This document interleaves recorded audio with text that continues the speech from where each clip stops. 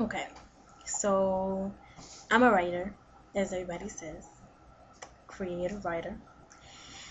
And I was just thinking about something, so I just write everything I think from now on. I just always just jot it down in my book. And I started to type it this time. Okay, so here it is. I just want you guys to think about this. Ask a girl to strip herself of her makeup, false eyelashes, and hair extensions. You will find that she will fuss, fight, and ridicule you for ever asking such a thing. But ask a woman to relieve herself of those unnecessary items, and she will be free, harmless, and light as a feather.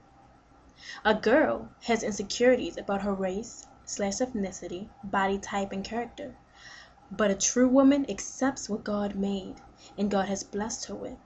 And if desiring a different body weight because maybe she desires it herself, but lets no one else, decide it for her, she will do it with grace. Are you a girl or are you a woman?